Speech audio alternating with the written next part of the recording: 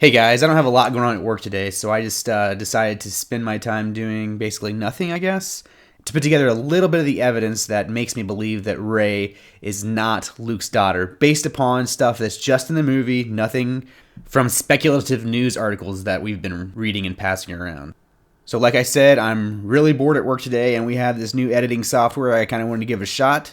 I'm aware of how dumb this is, but I had to do something with this software, and, well, get ready. I know all about waiting. For my family. They'll be back. One day.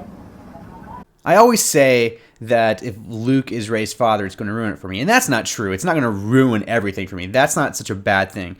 The thing that will ruin it for me is that with this little line here that she says she's waiting for her family to come back, mixed with the scene I'm going to show you later on, that is what would ruin it for me. If I feel like they are making who is Rey into such a big mystery, and they're giving us clues that say one thing while they're meaning to do another, they're just misdirecting us. And if they give us the simplest answer, then that is what would kind of ruin it for me. It's kind of, they're building a really weak story, but making it seem far more complicated than it is. That way, they're tricking you into thinking it's a better written story than it is. It's like an M. Night Shyamalan movie. It's not even really a twist. It's like the entire time she was going to be Luke's, if she was Luke's daughter, then misdirecting us by this scene followed by the next scene I'm going to show you is kind of just tricking us so that they can do whatever they want, which means that there's no real story building here.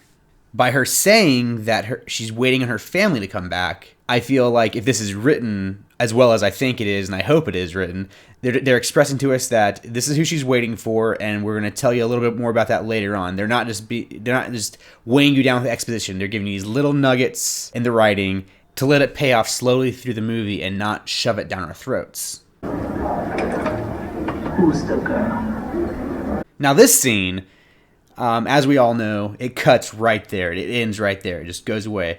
Now, I think we can all gather that Han knows who she is based upon looks that he gave her throughout the movie, upon meeting her, upon offering her a job on her ship, and when she said she's never seen a planet that's so green before, the sorry looks he gives her. So I think we all know that Han knows who she is, and he definitely tells Maz here because right away she goes down into the basement where Rey is and knows who she is.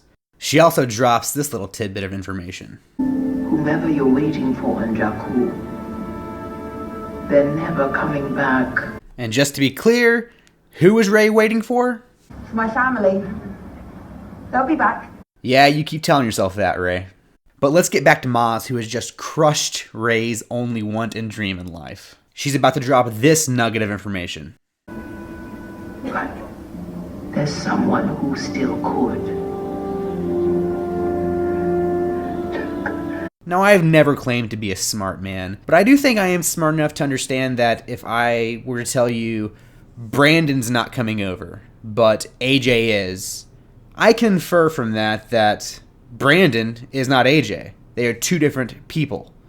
So, by Maz telling Rey that her parents are never coming back, but someone still can, and acknowledging that someone is Luke, that's kind of saying to me that those aren't the same people. I mean, call me crazy.